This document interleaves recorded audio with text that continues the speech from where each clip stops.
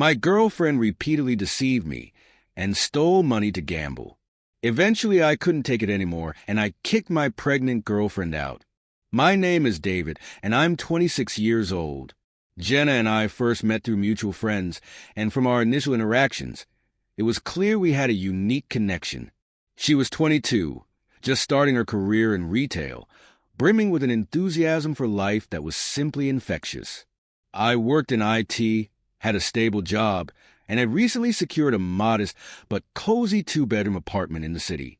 It wasn't long before Jenna moved in with me, and we began building a life together in that small space I was proud to call home. From the outset, Jenna was adamant about contributing financially. Despite my reservations, given the newness of our relationship, she insisted on paying her share, eager to establish our partnership on equal footing. This insistence seemed to underline her commitment to our relationship and her desire to be responsible and independent.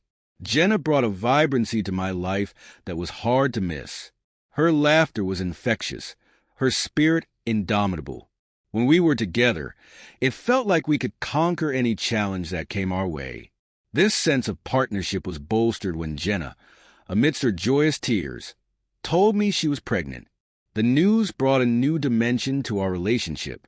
It was no longer just about us, but about the future we were going to build for our growing family.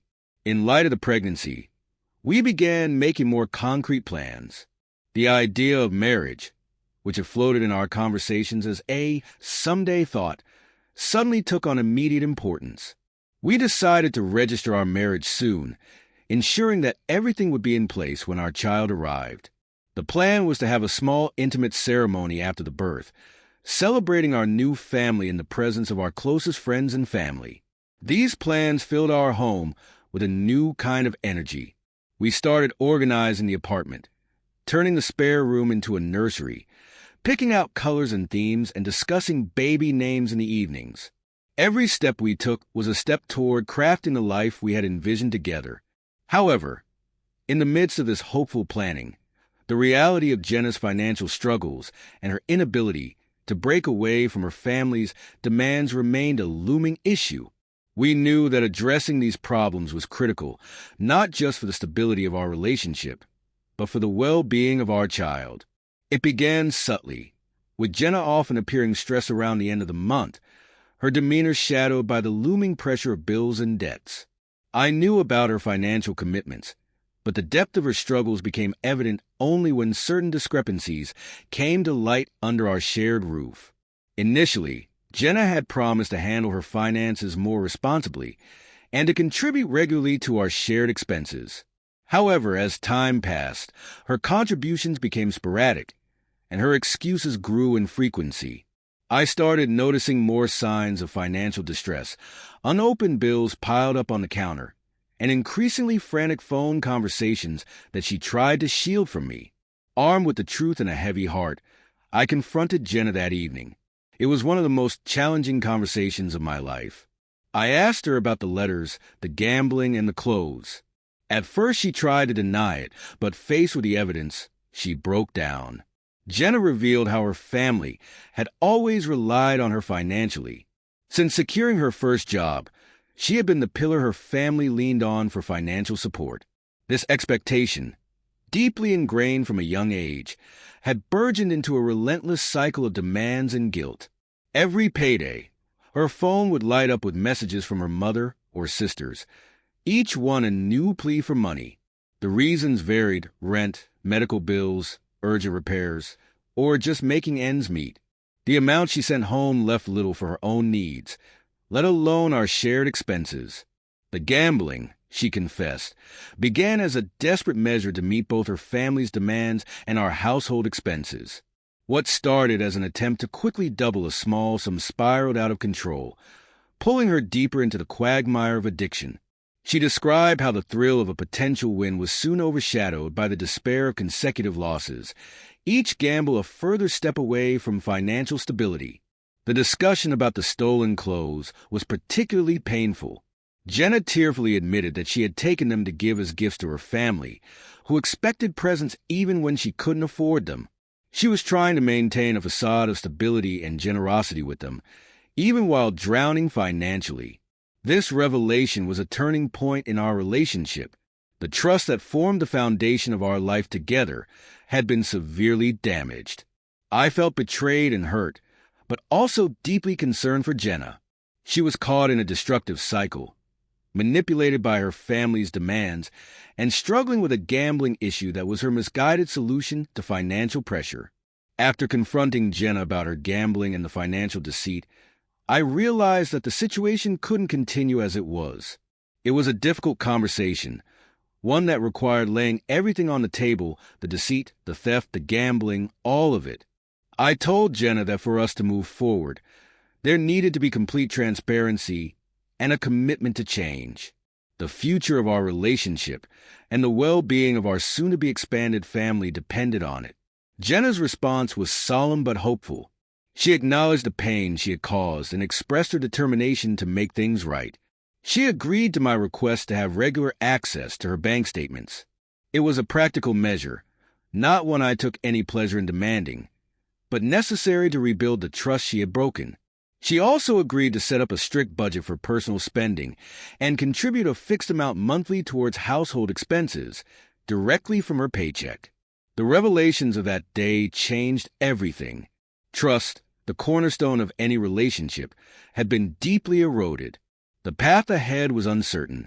Could I trust Jenna again? Could our relationship survive the twin shadows of deceit and addiction? These questions haunted me, but amidst the turmoil, a resolve formed within me. I cared deeply for Jenna, and if there was a chance to salvage our future together, I was willing to try. Update: for a while, things seemed to improve. Jenna appeared more open about her finances, showing me her bank statements without hesitation. She made her contributions to the household consistently, and we even started to have open discussions about money, something that had always been a tension point for us. It felt like we were finally making progress, rebuilding the trust and partnership we had once taken for granted. However, this period of improvement was short-lived. The facade of recovery crumbled one evening about 3 months after our initial confrontation. Jenna had been more withdrawn than usual, a sign I had come to recognize as indicative of underlying stress. While she was in the kitchen, her phone lit up with a notification that caught my eye. Loan accepted by ex-lender. Click here to accept. My heart sank. When Jenna returned, I confronted her immediately. The trust one had been cautiously rebuilding shattered with the sight of that message. She broke down, confessing that despite her earlier promises, she had taken out another payday loan. She explained that her expenses had overrun her budget this month, more than she had admitted, and she felt this was her only way out. Her justification did little to assuage the sense of betrayal. I reminded her of our agreement: no more loans, no more secrets. Yet here we were again, facing the same issue of hidden debts and financial irresponsibility. It was a painful realization that despite her promises, Jenna hadn't fully committed to changing her behavior or addressing the underlying issues that led to her financial recklessness. I asked to see her bank statements, something she had agreed to share openly. This time, however, she refused, claiming that I was being controlling, and that she needed to handle her finances independently to truly learn from her mistakes. This refusal was a red flag, indicating that not only was Jenna backsliding, but she was also not ready to fully confront her issues as we had planned. The confrontation that night did not resolve anything. Jenna's reluctance to show her bank statements and her decision to take out another loan without discussing it with me first showed that our earlier resolutions were superficial. The underlying issues, her handling of financial pressure, her dependency on quick fixes like loans, and her inability to resist impulses to spend, remained unaddressed. The tension in the air was palpable as I confronted Jenna about the latest incident: the missing cash and the money ostensibly used to pay for the sofa that had been sold to her mother. It was a few weeks after Jenna had moved back in a bid to provide stability for our soon-to-arrive baby. However, the peace was short-lived. I had discovered that a substantial amount of cash, money that was a gift and meant for our future needs, particularly with the baby on the way, was missing. Compounding this issue was the fact that Jenna's mother had only partially paid for the sofa, despite agreeing to pay the full amount, and now claimed dissatisfaction with its condition as a pretext to delay further payments. When I brought up these issues, Jenna's initial reaction was defensive. She vehemently denied any wrongdoing, claiming ignorance about the missing cash. But the evidence was too concrete, the circumstances too coincidental. The trust one had tried to rebuild was crumbling rapidly under the weight of continual deceit. Her defensiveness quickly turned to accusations. Jenna claimed that my focus on finances and tracking every penny was controlling, that it overshadowed her emotional and physical needs, especially during her pregnancy. She argued that my insistence on transparency and accountability was a form of surveillance, not partnership. The cycle of deceit had not been broken, and the realization was a bitter pill to swallow.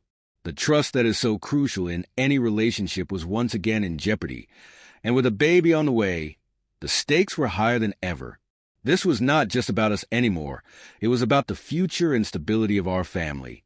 The pain of her betrayal was compounded by the fear of how her actions could affect our child. The conversation escalated, emotions running high. I was torn between the hurt from her betrayals and the empathy I felt for her as the mother of my child. It was a moral and emotional quagmire, pulling at the very fibers of my being. How could I balance these feelings with a clear pattern of dishonesty and manipulation that had emerged? Update 2.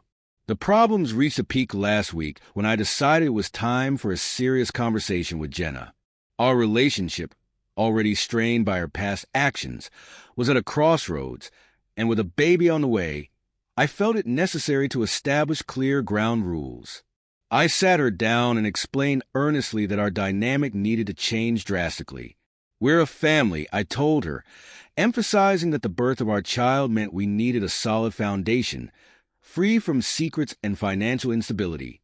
I made it clear that openness about finances was non-negotiable, insisting she needed to contribute more consistently to household expenses and cease accumulating debt she couldn't afford, a habit that had caused much stress and discord in our relationship.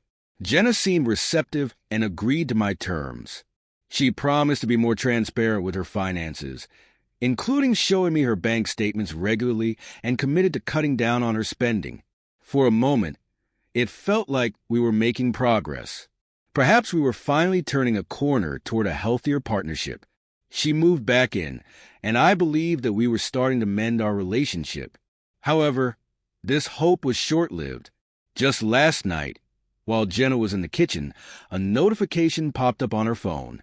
It was a message from a lender, confirming a loan that had just been approved. My heart sank. It was as if all the promises she had just made were nothing but air. Confronting her immediately, I asked her about the loan. Tears welled up in her eyes as she admitted she had no money left for the month and had resorted to taking out a payday loan. Her confession was a blow to any trust that had been rebuilt. I reminded her sternly that we had agreed on no more loans, that she should have come to me first. Jenna's response was one of despair. She said she couldn't afford her share of the bills again. Despite her full-time job, her income was erratic, often reduced to sick pay due to frequent absences, which didn't cover much. Frustrated, I asked to see her bank statements for proof of her financial status and to understand where her money was going. She refused and accused me of being controlling, arguing that I didn't need to see her finances since she had already told me about them. This refusal was a final straw for me. I suspected that not only was she possibly still gambling, but she might also be funneling money to her family again. In a moment of desperation to highlight the severity of our situation, I posed a hypothetical scenario to her. What would you do if our baby was starving and there was no food in the house? Her answer was dismissive and chilling. You'll have to pay. This response confirmed my worst fears about her priorities. I then asked to check her Facebook Messenger to see if her family was still requesting money, but discovered that she had deleted all her messages with the family members who usually borrowed money from her. She claimed she deleted them to keep things tidy, yet all other messages were intact. At that point, I knew our relationship was beyond repair.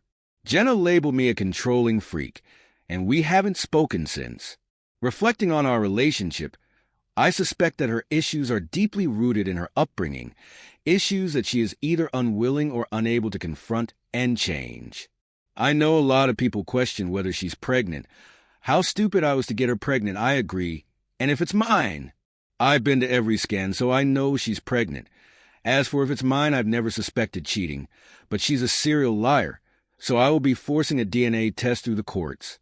I posted on a couple of different subs to make sure I wasn't getting biased opinions. The above story is 100% true, but my focus is now getting as far away as possible from her for my own sake.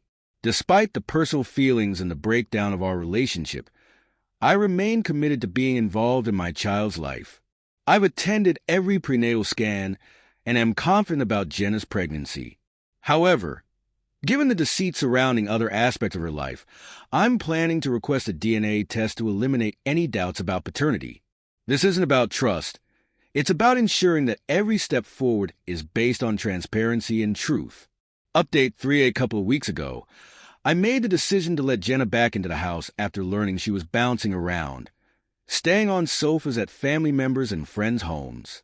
She was about 8 months pregnant at the time, and my concern was mainly for the well-being of our unborn child. In hindsight, I see this as a mistake, one that I deeply regret for reasons I'm about to share. We had recently moved to a new house, and during the times I was out, Jenna took charge of most of the unpacking. Hidden in a living room cabinet drawer was a significant sum of cash, approximately $400 to $500, a Christmas gift from my parents. During this period, I also decided to sell some old furniture, including a sofa that Jenna persistently asked me to sell to her mother. Despite my reservations, I agreed, influenced by Jenna's repeated requests. She explained that her mother wanted to borrow money to pay for the sofa and would settle the payment a couple of weeks later. I didn't think much of it at the time and accepted the arrangement. When her mother came to collect the sofa, she handed me $100 in cash as an initial payment, promising the remainder the following week. However, when the time came, not only did she fail to pay, but she also complained that the sofa had collapsed and demanded that I inspect it. I refused, stating the sofa was in good condition when she took it, and if she was unsatisfied, I would take it back and sell it to someone else. This led to a heated exchange where she barred me from her house. My girlfriend sided with her mother, accusing me of being controlling and unnecessarily involving herself in a family dispute. Later, when I realized it was missing from the drawer, I searched the entire house to no avail. Everything else was unpacked, even trivial items like a blown light bulb. When I confronted Jenna about the missing money, she defensively claimed it was somewhere, echoing the vague excuses she had given before. It struck me then, the cash gift was composed of $10 notes, the same denomination as the partial payment for the sofa. I suspected that Jenna had stolen the money to facilitate her mother's partial payment to me, effectively making me pay myself, minus the stolen amount. When confronted, Jenna coldly admitted she might have taken it, but dismissed the importance of my feelings or our relationship, stating she didn't care about me anymore. This revelation coincided suspiciously with her recent attempt to take out a new loan, likely around the same time she took the cash. Her actions and her threats to tarnish my reputation to others as retaliation further underscored her manipulative behavior. Despite the absence of concrete proof beyond her reaction, her demeanor provided all the confirmation I needed of her guilt. Moving forward, I've decided to arrange a DNA test once our child is born to ensure clarity on paternity. This step is crucial, not out of distrust of her fidelity, but to establish a factual basis for any future decisions regarding our child's upbringing.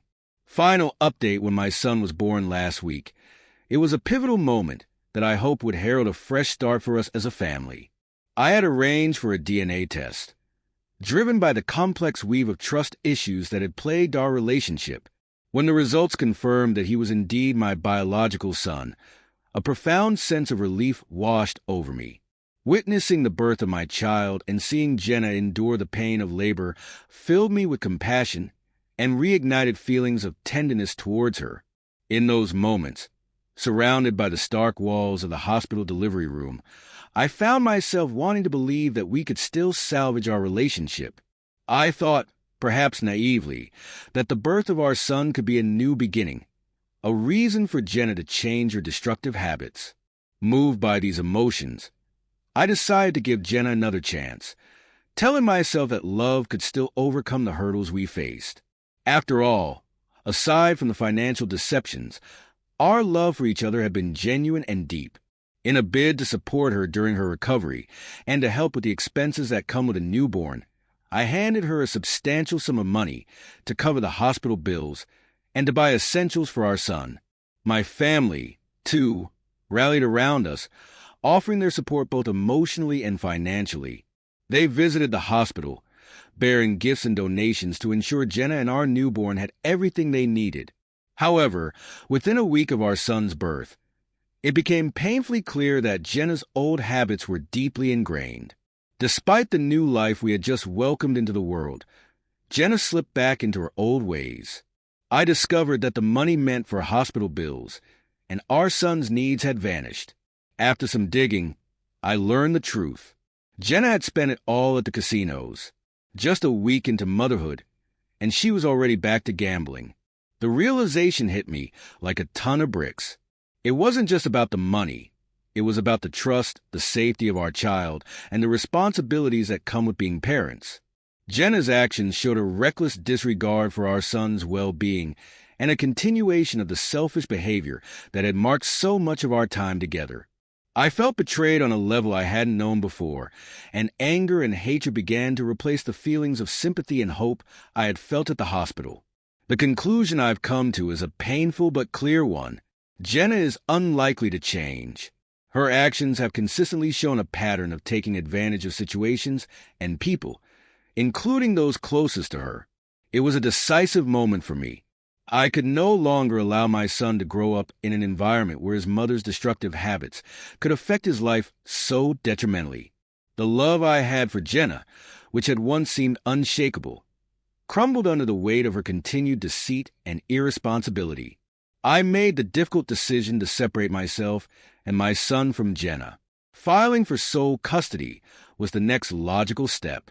I consulted with a lawyer to understand my options and to ensure that my son would be protected from potential harm.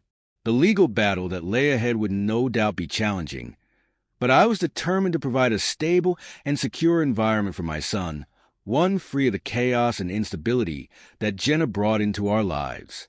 In parallel with these actions, I started arranging for more structured support systems. I reached out to family and friends, explaining the situation and garnering their support for what was to come. Their responses were a mix of dismay and determination to help us get through this. I also began attending counseling to deal with the resentment and betrayal I felt, ensuring that these emotions wouldn't taint the relationship I wanted to build with my son. As I reflect on our relationship and its tumultuous end, I realize how deeply Jenna's actions have scarred me. Yet this ordeal has also clarified what truly matters. My focus now is entirely on my son, his happiness, his future, and his well-being. The journey ahead will be filled with challenges, but also with the joy of watching my son grow, unhindered by the shadows of a troubled relationship.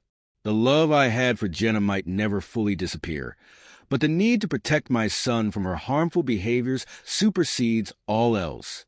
As I move forward, my resolve is strengthened by the knowledge that I am doing what is best for my child. The path I've chosen is not just for my own peace, but for the upbringing of a child away from the instability and destructiveness of a gambler's life. My son deserves a chance at a better life, and I am committed to making that a reality. Reflecting on the relationship, I recognize the profound impact it had on my life. It was a stark lesson in the complexities of love and trust and the painful realities of betrayal. I had gone into the relationship with hope and love, which were met with deception and heartache. Yet these experiences shaped my understanding of what I value in relationships and what I must guard against.